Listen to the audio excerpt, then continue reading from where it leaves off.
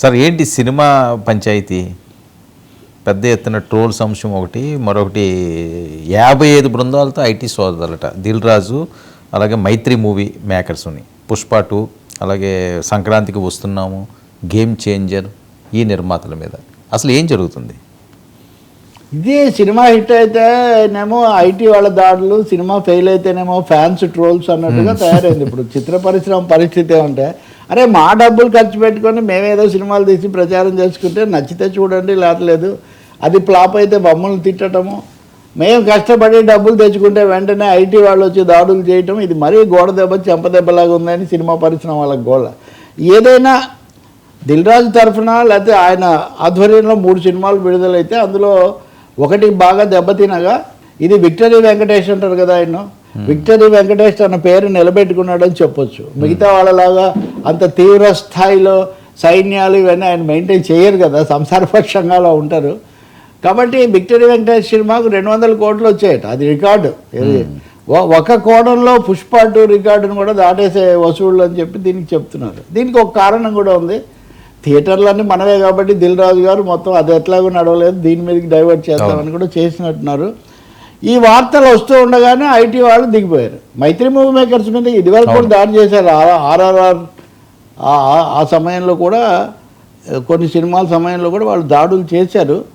ఏం దొరుకుతుంది, వాళ్ళు ఏం చెప్తారో మనం చూడాల్సి ఉంటుంది. కానీ మరి 100 కోట్లు వచ్చాయి అనే ప్రచారం జరుగుతున్నప్పుడు మాకు రావాలి కదా, మీరు లెక్కల్లో ఏం చూపిస్తున్నారని జరుగుతుంటాయి. ఇంకా ఇప్పుడు చాలా హైపర్ యాక్టివ్గా ఉంది ఐటీ అనేది. ఇంకోటి దిల్ రాజు కాంగ్రెస్కు దగ్గరగా ఉండటం కూడా ఒక కారణం కావచ్చు. దిల్ రాజు బీజేపీ అయి ఉంటే ఇలా జరిగేదే కాదా నేను చెప్పలేను. దిల్ రాజు కాంగ్రెస్ అని నేనేం అనను. అంటే ఎన్నికల్లో పోటీ చేస్తారు, ఇలాంటి వార్తలు కూడా వచ్చాయి. ఎఫ్డీసీ చైర్మన్ కూడా ఇచ్చారు. ఎఫ్డీసీ అదే నేను చెప్తుంది. ఒక దీనిలోకి వచ్చారు. మొన్న వీళ్ళు రేవంత్ రెడ్డిని చాలా ఇరుకుట పెట్టాలని చూస్తే ఆయన అధికారికంగా ఒక సమావేశం జరిపి అంతా ప్రశాంతపరిచారు. కాకపోతే కలెక్షన్ ఆయనకు అనుకూలంగా రాలేదనుకో గేమ్ చేంజర్కు, కానీ గేమ్ అయితే చేంజ్ చేశాడు.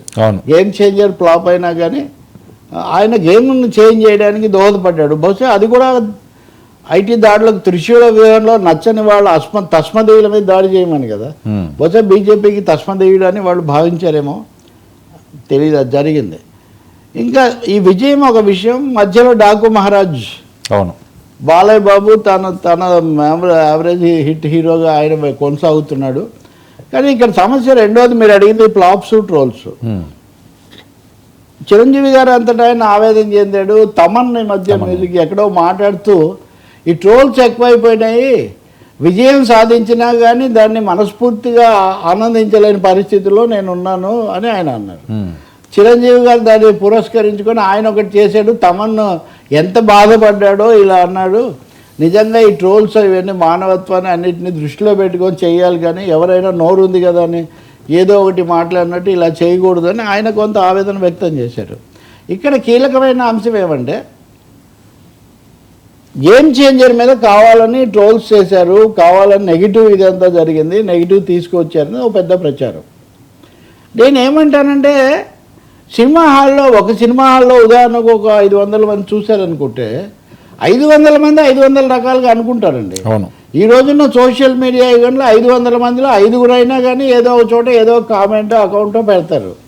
సో ఎవరు మాట్లాడడానికి వాళ్ళ అభిప్రాయాలు చెప్పరు అని మనం అనుకోలేం. వ్యతిరేకించే వాళ్ళు ఉంటారు, ఒకప్పుడు పేడ చల్లేవాళ్ళు, అవును, ఇప్పుడు వాళ్ళు ట్రోల్ చేస్తారు.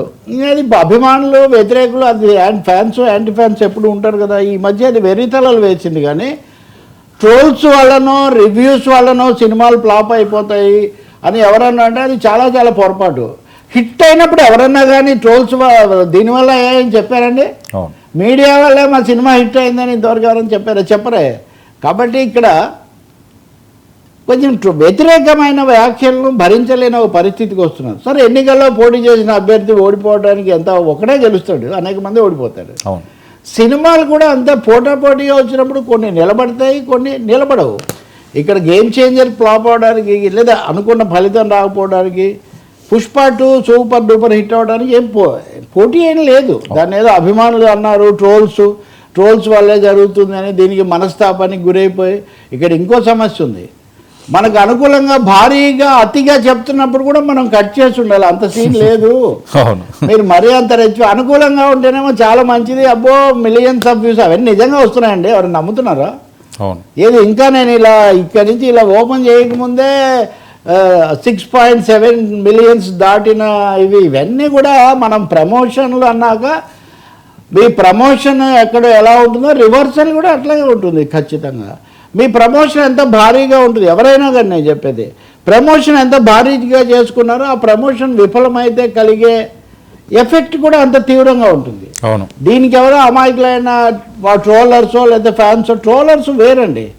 నిన్న కూడా ఏదో వచ్చింది, స్పాన్సర్డ్ ట్రోల్స్, వాలంటరీ ట్రోల్స్ 2 రకాలుగా ఉంటాయి.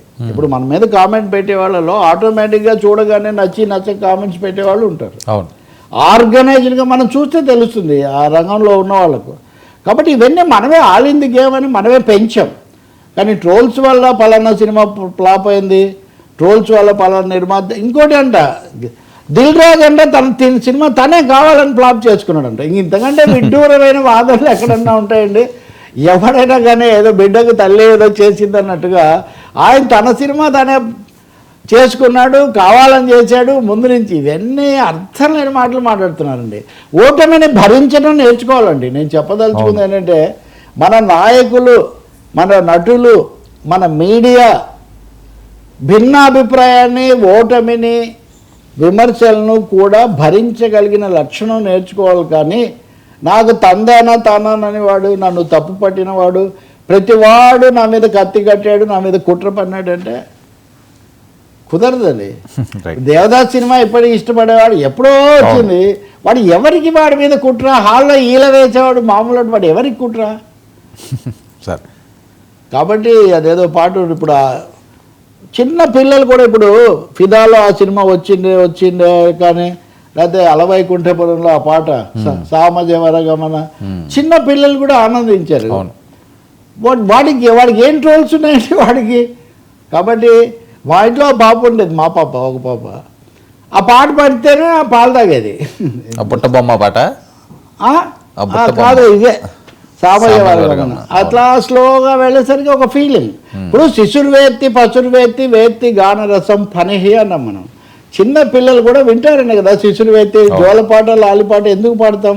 సో పాటలు సూపర్ డూపర్ హిట్ అయ్యాయి, వీటికి ఇన్ని వ్యూస్ వచ్చాయి, అన్ని చోట్ల పాడుకుంటారంటే మనం అది కూడా భరించలేకపోతే ఎట్లా అండి? స్పర్ధేన వర్ధతే విద్య, పోటీలో ఎప్పుడు రాణిస్తుంది. సినిమాలకి ఇది మరింతగా వర్తిస్తుంది.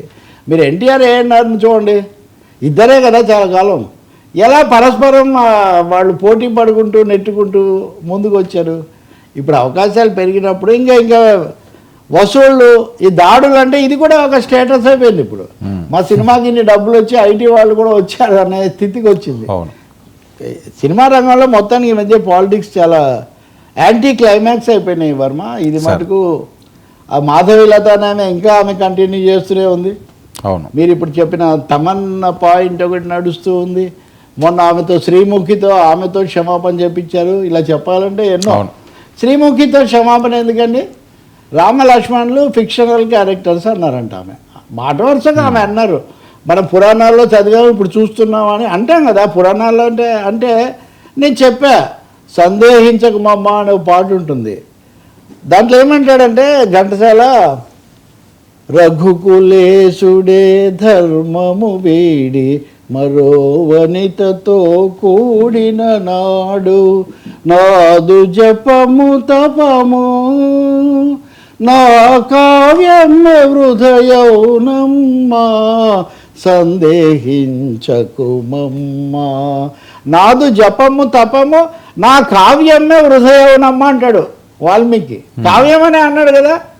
కావ్యం అంటే నిజం కాదా రాముడని వెళ్ళి లౌకు తీసినవాడిని అది కూడా తప్పు పట్టాడు అనుకో మన అనంత శ్రీరాముడు.